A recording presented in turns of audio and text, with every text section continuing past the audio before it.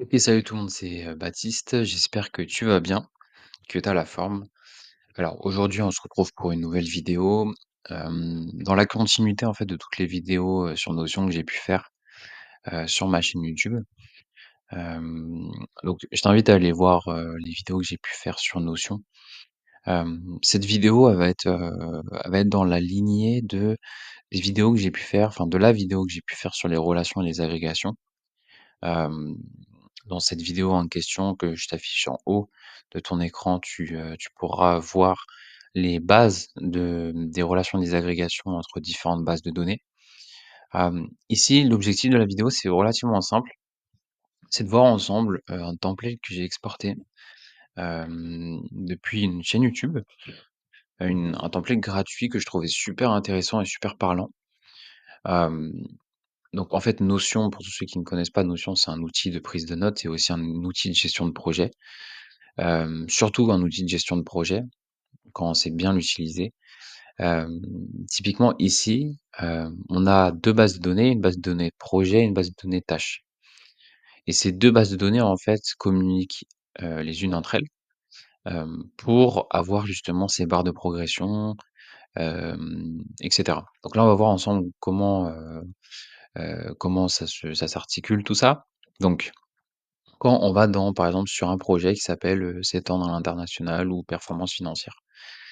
Dans ce projet, on a créé du coup une template. Donc pour rappel, on peut créer une template juste ici, hein. Quand vous allez cliquer ici, vous pouvez déjà pré-paramétrer vos, enfin toutes vos propriétés. Et comme ça, vous avez plus à les refaire à la main, manuellement, et cetera. Donc quand on rentre par exemple dans un projet, après on va voir ensemble comment créer un projet et comment communiquer les différentes tâches entre projets. Mais là, du coup, on est ici sur un projet qui s'appelle Operation Excellence Solution. On voit qu'il y a un honneur sur le projet, le statut il est en done, et là on a différentes tâches juste en dessous. Nous, c'est vraiment ce sur quoi on va comment dire, s'attarder. On a aussi une vue ici tâche avec une vue Kanban. On voit les tâches qui sont en progrès et en cours de progression dans le projet. Mais ça, disons que c'est vraiment comment dire, des compétences qu'il faut savoir maîtriser quand vous voulez faire de la gestion de projet sur Notion, pour que ça soit fluide avec les équipes. C'est-à-dire bien comprendre comment fonctionnent les relations et les agrégations. Donc encore une fois, je t'invite à aller voir la vidéo, que j'ai faite si c'est pas encore fait.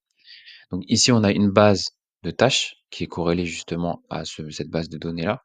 Donc c'est une vue tâche qu'on a dans le projet, qui est, directement en fait, si par exemple je change le statut ici d'une tâche, si je mets par exemple, not stars, ou par exemple done, voilà, on voit que la barre de progression du projet a augmenté.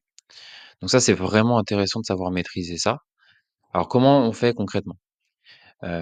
Déjà, vous créez un projet quel qu'il soit, vous créez une liste de projets. Là, par exemple, j'ai créé un nouveau projet qui s'appelle New Project pour faire un test. Là, j'ai rien en fait dans ce projet, j'ai pas de tâche, j'ai rien du tout.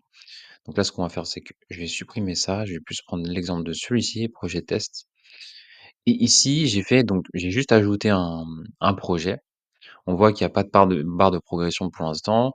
Et ici, j'ai créé une tâche test pour le moment que je suis venu connecter à mon projet test juste ici. Alors, pareil, hein, encore une fois, je vais faire un test, je vais faire un exemple. Là, on va créer une tâche. On va mettre tâche 3. OK. Là, on va mettre, par exemple, in progress. Tâche 3, on va mettre ça. Voilà. On va la mettre. Donc, le projet que j'ai indiqué au-dessus, c'est un projet sur tout le mois de février. Donc, il faut bien faire en sorte que la date, du coup, la date d'exécution, enfin la date de création de la tâche soit bien au mois de février. Et là, ce qui est important, c'est on va connecter le projet test que j'ai créé juste au-dessus. Voilà, et là, on va mettre par exemple, faut que la tâche soit finie le 15 février. Et si je remonte là-haut sur mon projet test, et ben, on voit que la tâche 3 elle a été ajoutée ici. Et si typiquement je fais down, et ben, on voit que ma barre de progression sur l'ensemble de mon projet, augmente. Alors comment on fait pour créer cette barre de progression? C'est pas compliqué. Donc ce qu'on va faire, c'est simple, on va reprendre les éléments qu'on avait vus dans la vidéo, les relations, les agrégations, et on va prendre une agrégation. Donc, ça va être une agrégation. Donc, ce qu'on va faire, c'est d'abord, on va paramétrer l'agrégation en question. Ce qu'on veut, nous, c'est faire une relation avec le nombre de tâches finies. Voilà. Et nous, ce qu'on va vouloir, c'est le statut. Donc, si une tâche, elle est finie, on veut voir la part de progression sur l'ensemble du projet. Donc là, ce qu'on va faire, c'est qu'on va mettre pourcentage de groupe, pourcentage quand la tâche, elle est complète. Voilà. Donc là, on n'a pas encore la barre de progression, parce qu'en fait, il faut revenir sur les agrégations juste ici, modifier la propriété et juste mettre barre de progression. Et donc là, après, on a exactement la même chose, hein. Si par exemple, je mets done, hop, on voit que les deux barres de progression ont avancé. Je vais juste mettre ça comme ça. Donc après, pareil, si vous voulez modifier, vous mettez progression ici. Voilà, tac. Vous mettez progression, vous pouvez même changer l'icône, hein. Alors, pour changer l'icône, c'est une bonne question. Je crois que c'est ça. Ouais, c'est ici, voilà. On va mettre une petite roquette, voilà. Et là, vous avez en fait créé tout simplement une barre de progression sur un projet, quel qu'il soit. Que ça soit par exemple un projet client. On va mettre projet client là, voilà. Et en fait, là, vous avez une vue d'ensemble sur toutes les tâches que vous avez à faire pour ce client courant février. Est-ce qu'elles sont en progression ou pas? Et là, vous avez une vue aussi Kanban de toutes les tâches qui sont en progression et celles qui sont pas commencées. Et dès lors que vous mettez ça en une tâche en down, bah, vous voyez l'état d'avancement de votre projet avec une barre de progression. Donc voilà, c'était relativement simple, mais pourtant c'est vraiment, la base quand vous voulez faire de la gestion de projet sur Notion. Quand vous voulez vraiment bien organiser, vos projets, que ce soit les clients, les différents, les appels d'offres et cetera, que vous pouvez avoir. Donc, voilà.